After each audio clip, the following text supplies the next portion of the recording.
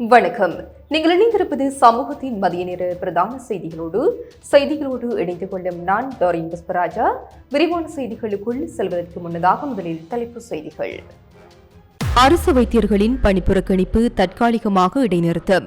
பண்டிகை காலத்தில் போக்குவரத்து விதிகள் இருக்கும் மக்களுக்கு கடும் எச்சரிக்கை. புத்தாண்டை முன்னிட்டு விசேட பேருந்து ரயில் சேவைகள். தரமற்ற மருந்து இறக்குமதியால் சுகாதார கட்டமைப்பு சீர்குலையும் வைத்திய நிபுணர் கடும் கண்டனம். வித்யா கொலை வழக்கு கைதி சிறையில் பெண் வைத்தியரிடம் அத்துமீற முயற்சி. இலங்கையில் இன்று சூரியன் உச்சம் கொடுக்கும் இடங்கள் வடக்கு கிழக்கில் மழைக்கு வாய்ப்பு. நாமல் ராஜபக்ஷவையே மக்கள் எதிர்க்கட்சித் தலைவராக பார்க்கின்றார்கள் முட்டுக்கட்சி சூளுரை. விபச்சார விடுதியை அதிரடியாக முற்றுகையிட்டு போலீசார் 7 அழகிகள் கைது. தெற்கு அதிவேக வீதியில் விபத்து லோரி சாரதி பலி.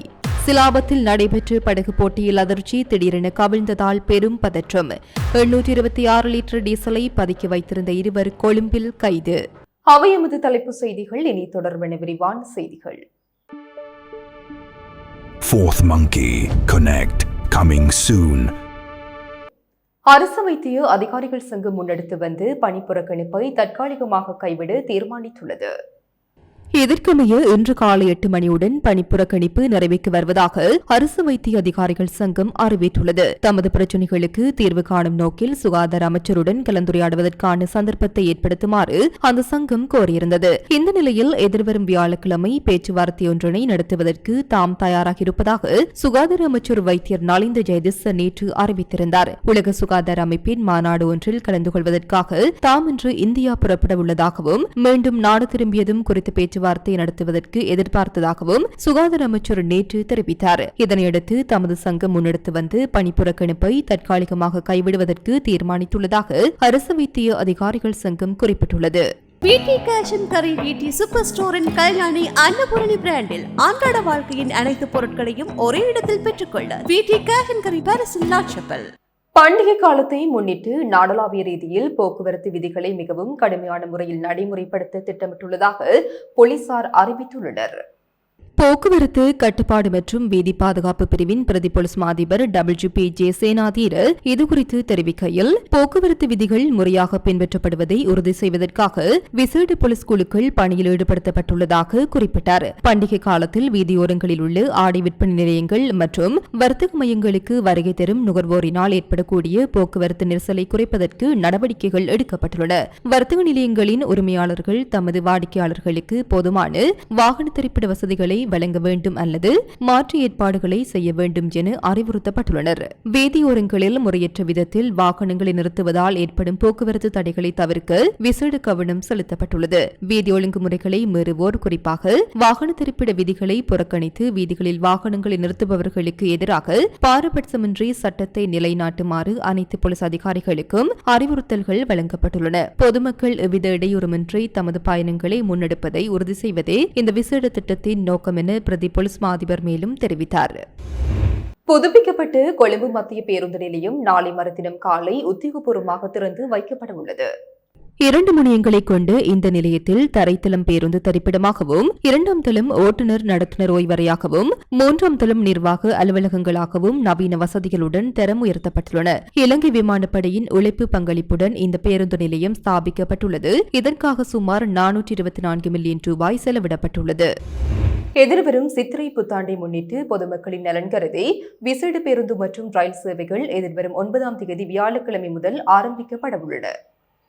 இலங்கை போக்குவரத்து சபையின் தலைவர் சஜீவ கனகரத்ன இதுகுறித்து தெரிவிக்கையில், புத்தாண்டு கால பகுதிக்காக சுமார் 1500 மேலதிக பேருந்துகள் சேவையில் ஈடுபடுத்தப்பட்டுள்ளதாக குறிப்பிட்டுள்ளார். கொழும்பு மத்திய பேருந்து நிலையத்திலிருந்து ஹட்டன், பதுளை, கண்டி, பண்டாரவளை, அனுராதபுரம், திருகோணமலை, ஜாழ்ப்பாணம், சிலாபம் மற்றும் புத்தளம் ஆகிய இடங்களுக்கு பேருந்துகள் இயக்கப்படவுள்ளன. காலி மற்றும் மாத்திரை ஆகிய இடங்களை மையப்படுத்தி அதிவேக நெடுஞ்சாலைகள் ஊடாக விசேட போக்குவரத்து சேவைகளும் முன்னெடுக்கப்படவுள்ளன. ரயில்வே திணைக்களமும் எதிர்வரும் வியாழக்கிழமை முதல் விசேட புத்தாண்டு சேவைகளை ஆரம்பிக்க உள்ளது. குறிப்பாக கொழும்பு புறக்கோட்டையிலிருந்து காங்கேசன்துறை வரையான வடக்கு வழித்தட ரயில் சேவைகள் நீண்ட இடைவெளிக்கு பிறகு எதிர்வரும் 9ஆம் தேதி மீண்டும் ஆரம்பிக்கப்பட உள்ளதாக ரயில்வே பொது மேலாளர் தெரிவித்துள்ளார்.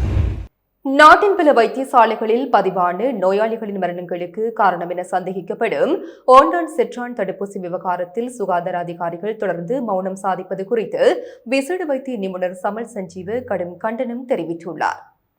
ஊடகங்களுக்கு அவர் மேலும் கருத்து தெரிவிக்கையில், கடந்த ஆண்டில் குறித்த தடுப்பூசியுடன் தொடர்புடைய மரணங்கள் நாடளாவிய ரீதியில் பல வைத்தியசாலைகளில் பதிவாகியுள்ளதாக சுட்டிக்காட்டியுள்ளார். கண்டி தேசிய வைத்தியசாலையில் நடத்தப்பட்ட ஆரம்பகட்ட சோதனைகளில் சில தடுப்பூசி தொகுதிகளில் பாக்டீரியா நச்சுகள் கண்டறியப்பட்டதாக மருந்துகள் ஒழுங்குமுறை ஆணையகம் கண்டறிந்துள்ளது. இதேபோன்று சந்தேகத்திற்குரிய தடுப்பூசிகள் பயன்பாட்டில் இருந்து திரும்ப பெறப்பட்டதாகவும் இது குறித்தான விளக்கம் எதுவும் பொதுமக்களுக்கு வழங்கப்படவில்லை எனவும் தெரிவித்துள்ளார். முறையான மேற்பார்வையின்றி இறக்குமதி செய்யப்படும் மருந்துகள் தொடர்ந்து பயன்படுத்தப்பட்டால் நாட்டின் சுகாதார அமைப்பு கடுமையான நெருக்கடியை எதிர்கொள்ளக்கூடும் என்று வைத்திய நிபுணர் எச்சரித்துள்ளார். மேலும் அதிகாரிகள் அதிக வெளிப்படைத்தன்மையுடனும் பொறுப்புணர்வுடனும் செயல்பட வேண்டும் என்றும் அவர் வலியுறுத்தியுள்ளார்.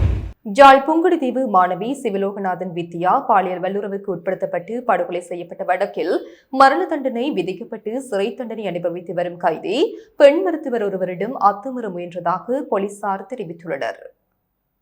பல்லேகலை தும்புரை சிறைச்சாலையில் தடுத்து வைக்கப்பட்டுள்ள குறித்த கைதிக்கு சிகிச்சை அளிப்பதற்காக சிறைச்சாலை மருத்துவமனைக்கு பெண் மருத்துவர் ஒருவர் சென்றுள்ளார். இதன்போது அவரை பரிசோதனை செய்து கொண்டிருந்த வேளையில் குறித்த கைதி திடீரென மருத்துவரிடம் தவறாக நடந்து கொள்ள முயற்சித்துள்ளார். இந்நிலையில் சம்பவம் நடந்தவுடனே அங்கிருந்த சிறைச்சாலை பாதுகாப்பு உத்தியோகத்தர்களும் மருத்துவமனை ஊழியர்களும் கைதியை கட்டுப்படுத்தினர். இதனால் பெண் மருத்துவர் எவ்வித ஆபத்துமின்றி பாதுகாக்கப்பட்டார். இச்சம்பவம் தொடர்பில் பல்லேகலை போலீசார் மேலதிக விசாரணைகளை முன்னெடுத்து வருகின்றனர். வித்யா கொலை வழக்கில் கூட்டு பாலியல் பலாத்காரம் செய்த குற்றச்சாட்டில் தண்டனை பெற்ற முக்கிய குற்றவாளிகளில் ஒருவரே இவ்வாறு நடந்து கொண்டதாக தகவல்கள் தெரிவிக்கின்றன.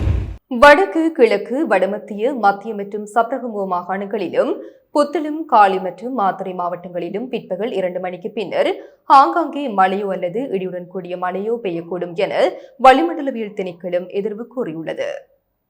மேல் மாகாணத்திலும் புத்தளம் மற்றும் யாழ்ப்பாண மாவட்டங்களின் கடலோர பகுதிகளிலும் காலை வேளையில் மழை பெய்ய வாய்ப்புள்ளதாக அந்த திணைக்களம் குறிப்பிட்டுள்ளது. மத்திய, சப்ரகமுவ மற்றும் ஊவா மாகாணங்களிலும் அம்பாறை மாவட்டத்தின் சில இடங்களிலும் அதிகாலை வேளையில் பனிமூட்டமான நிலை காணப்படலாம். இடியுடன் கூடிய மழையின் போது தற்காலிகமாக வீசக்கூடிய பலத்த காற்று மற்றும் மின்னல் தாக்கங்களினால் ஏற்படக்கூடிய பாதிப்புகளை குறைத்துக் கொள்ள தேவையான முன்னெச்சரிக்கை நடவடிக்கைகளை மேற்கொள்ளுமாறு பொதுமக்கள் கேட்டுக் கொள்ளப்படுகிறார்கள். இதேவேளை சூரியனின் வடதிசை நோக்கிய நகர்வின் காரணமாக ஏப்ரல் மாதம் 5ஆம் திகதி முதல் எதிர்வரும் 15ஆம் திகதி வரை இலங்கைக்கு நேர் உச்சியில் சூரியன் நிலை பெறுகின்றது. அதன்படி இன்று நண்பகல் 12:13 மணியளவில் பேருவளை, குருளுபெத்த, ரக்வானை, கொடகவெலை, உடவலவை மற்றும் தனமல்வில் ஆகிய பிரதேசங்களுக்கு மேலாக சூரியன் உச்சம் கொடுக்கும் என அறிவிக்கப்பட்டுள்ளது. அதிக வெப்பமான காலநிலை என்பதால் பொதுமக்கள் மிகுந்த அவதானத்துடன் இருப்பதோடு அதிகளவில் நீரை அருந்துவது உள்ளிட்ட சுகாதார வழிகாட்டல்களை பின்பற்றுமாறு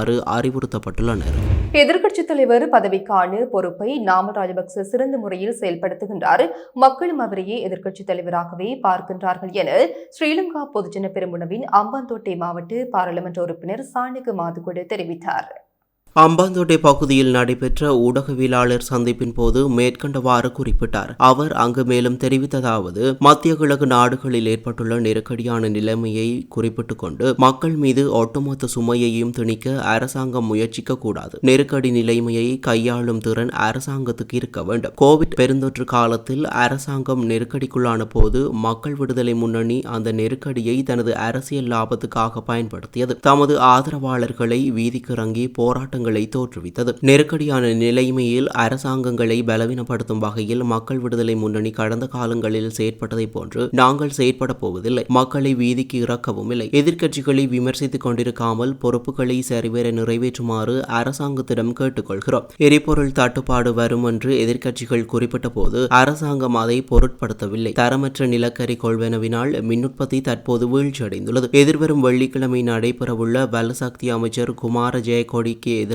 நம்பிக்கையில்லா பிரேரணையில் பல விடயங்களை வெளிப்படுத்த உள்ளோம். ஊழல் மோசடிகளுக்கு யார் துணை செல்கிறார்கள் என்பதை நாட்டு மக்கள் நன்கு அறிந்து கொள்ள முடியும். எதிர்க்கட்சித் தலைவர் பதவிக்கான பொறுப்பை நாமல் ராஜபக்ஷ சிறந்த முறையில் செயற்படுத்துகிறார். மக்களும் அவரை எதிர்க்கட்சித் தலைவராகவே பார்க்கிறார்கள். மக்களுடன் ஒன்றிணைந்து செயற்படுகிறார். ராஜபக்ஷர்கள் மீது சுமத்தப்பட்ட குற்றச்சாட்டுகள் அரசியல் நோக்கத்தை அடிப்படையாக கொண்டது என்பதை மக்கள் விளங்கிக் கொண்டுள்ளார்கள் என்றார். சீதுவை நகரில் மசாஜ் நிலையம் என்ற பெயரில் இயங்கி வந்து விபச்சார விடுதியொன்றை சீதுவை போலீசார் முற்றுகையிட்டதுடன் 8 பேரை கைது செய்துள்ளனர். இதன்போது விடுதியின் முகாமையாளர் மற்றும் 7 பெண்கள் உட்பட 8 பேர் கைது செய்யப்பட்டுள்ளனர். நேற்று ஞாயிற்றுக்கிழமை இரவு இந்த சம்பவம் இடம்பெற்றுள்ளது. கைது செய்யப்பட்ட முகாமையாளர் படபொல பகுதியைச் சேர்ந்த 46 வயதுடையவர் என அடையாளம் காணப்பட்டுள்ளார். இதேவேளை கைது செய்யப்பட்டுள்ள பெண்கள் 22 முதல் 39 வயதுக்குட்பட்டவர்கள் என்பதுடன் அவர்கள் கந்தானை, கம்பகா, கினிகத்தேனை, மாத்தளை, குருநாகல், பதுளை மற்றும் நாவலப்பட்டி ஆகிய பகுதிகளைச் சேர்ந்தவர்கள் என போலீசார் தெரிவித்துள்ளனர். இந்த சம்பவம் தொடர்பில் சீதுவை போலீசார் மேலதிக விசாரணைகளை முன்னெடுத்து வருகின்றனர்.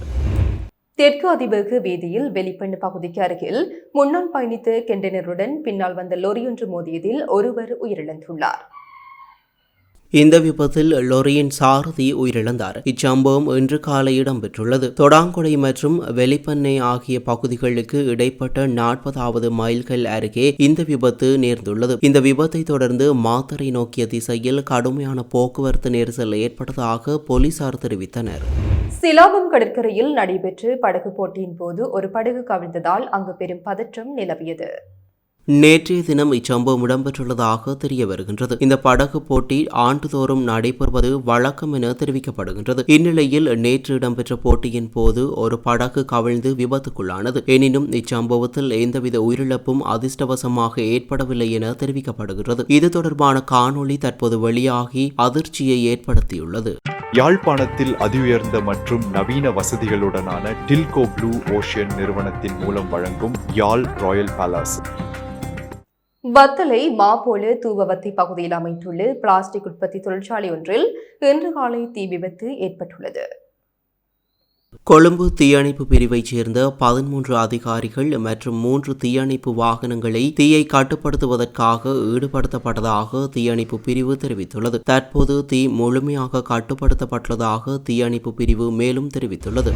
கொழும்பு மருதாணி போலீஸ் பிரிவுக்கு உட்பட்டு DR விஜயவர்தன மாவட்டத்தில் டீசலை பதுக்கி வைத்திருந்த இருவர் கொழும்பு மாவட்ட குற்றத்தடுப்பு பிரிவினரால் நேற்று மாலை கைது செய்யப்பட்டுள்ளனர். இதன்போது சந்தேக நபர்களிடமிருந்து 826 லிட்டர் டீசல் கைப்பற்றப்பட்டுள்ளது. சந்தேக நபர்களிடமிருந்து எரிபொருள் விற்பனை மூலம் ஈட்டப்பட்டதாக சந்தேகிக்கப்படும் 72,210 ரூபாய் பணமும் இதன்போது போலீசாரால் கைப்பற்றப்பட்டுள்ளது. கைது செய்யப்பட்டவர்கள் வெள்ளவத்தை மற்றும் வாரியபுல பகுதிகளைச் சேர்ந்த 23 மற்றும் 61 வயதுடையவர்கள் என அடையாளம் காணப்பட்டுள்ளனர். கொழும்பு மாவட்ட குற்றத்தடுப்பு பிரிவினர் மேலதிக விசாரணைகளை முன்னெடுத்து வருகின்றனர். ரத்தினபுரி பனாமுர போலீஸ் பிரிவுக்கு உட்பட்டு வேயாதர பகுதியில் கூர்மையான ஆயுதங்களால் தாக்கப்பட்டு நபர் ஒருவர் கொலை செய்யப்பட்டுள்ளார்.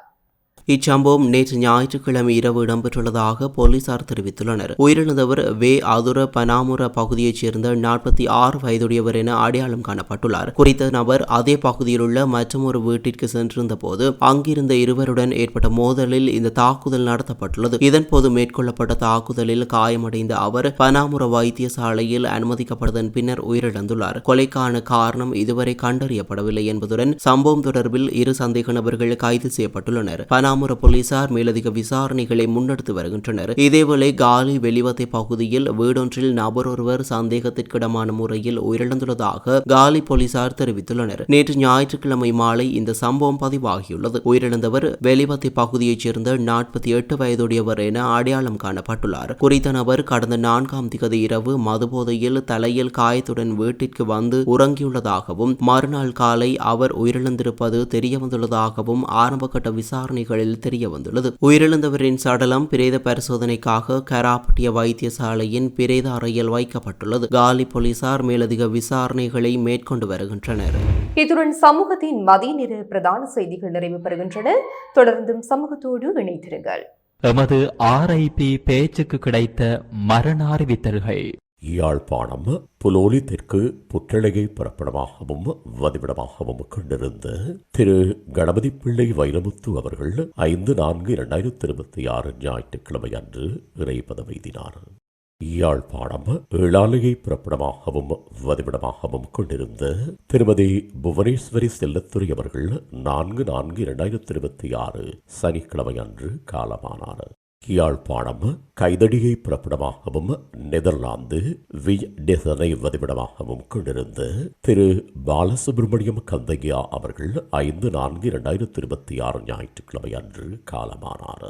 யாழ்ப்பாணம் ஊர்காவற்துறை வேட்கை புறப்படமாகவும் கொழும்பு கொட்டாஞ்சேனையை வதிவிடமாகவும் கொண்டிருந்த திரு மேரி ஜோசப் மலரம்மா சபரிமுத்து அவர்கள் 2/4/2026 வியாழக்கிழமை அன்று இறைப்பதமடைந்தார்.